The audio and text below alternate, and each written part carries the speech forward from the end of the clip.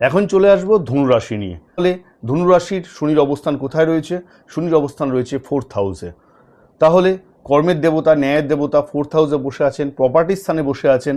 তাহলে এই ক্ষেত্রে লক্ষ্য করা যাবে অতীতে যদি প্রপার্টির কোনো কাজ বা প্রপার্টি রিলেটেড কোনো কাজ যদি অসম্পূর্ণ হয়ে গিয়ে থাকে, যেটা আপনি সমাপ্ত করতে পারেননি, এই সময় কিন্তু আপনারা সমাপ্ত করতে পারবেন। অর্থাৎ 4 মাস 15 দিন আপনার সময় পাবেন এই কাজ পুনরায় সমাপ্ত করবার জন্য।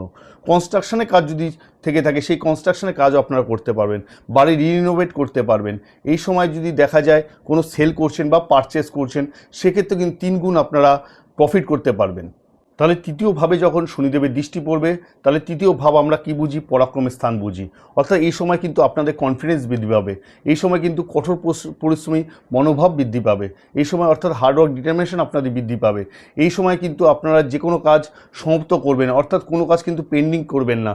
আপনারা আগে পেন্ডিং করতেন, কোনো কাজ অসম্পূর্ণভাবে ছেড়ে দিতেন, এখন কিন্তু পুনরায় সেই কাজ পুরো সমাপ্ত করবেন। যতক্ষণ না সমাপ্ত হচ্ছে আপনি কিন্তু হার্ড লেবার দেবেন, কঠোর পরিশ্রম করবেন এই কাজ সমাপ্ত করবার জন্য।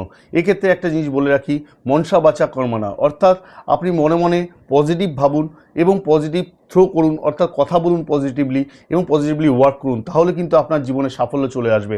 অর্থাৎ 4 মাস 15 দিন আপনি কিন্তু পুরোপুরি সময় পাচ্ছেন আপনাদের জীবনের একটা টার্নিং পয়েন্ট, অর্থাৎ আপনার জীবনে একটা আমূল পরিবর্তন ঘটাতে।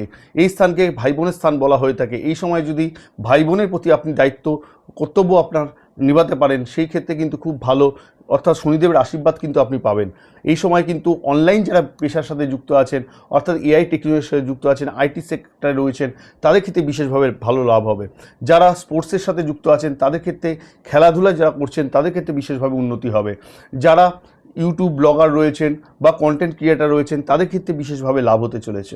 তৃতীয় দৃষ্টি, অর্থাৎ তৃতীয় দৃষ্টি কোথায় পড়ছে? 6th হাউসে পড়ছে।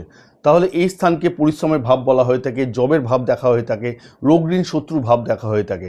এই সময় আপনারা কিন্তু অধিক পরিমাণে পরিশ্রম করবেন। এই সময় কিন্তু জব, অর্থাৎ এক্ষেত্রে যদি অতীতে আপনি জবের জন্য ট্রাই করেছেন বা ইন্টারভিউ দিয়েছেন, জব পাননি, এই সময় কিন্তু পুনরায় প্রচেষ্টা করলে আপনাদের জব চলে আসবে। এই সময় আপনাদের রোগ মুক্তি ঘটবে। বড় ধরনের রোগ যদি হয়ে গিয়ে থাকে তাহলে কিন্তু রোগ মুক্তি ঘটার সম্ভাবনা আছে। এছাড়া আপনাদের ঋণ, যদি অতীতে কোনো ঋণ হয়ে গিয়ে থাকে যেটা আপনি চাইলেও আপনার লোন পরিশোধ হচ্ছিল না, সেই লোন কিন্তু আপনি এই সময় অর্থাৎ 4 মাস 15 দিন সময় পাবেন, আপনার লোন পুরোপুরিভাবে পরিশোধ হবে। এই সময় যদি কোর্টের মধ্যে কোনো কেসে জড়িয়ে গিয়ে থাকেন, আপনাদের যদি কোনো রকম জমি সংক্রান্ত মামলা হয়ে গিয়ে থাকে বা যে কোনো মামলা আপনার জড়িয়ে গিয়ে থাকেন, সেই মামলা থেকে আপনি বেরিয়ে আসতে পারবেন।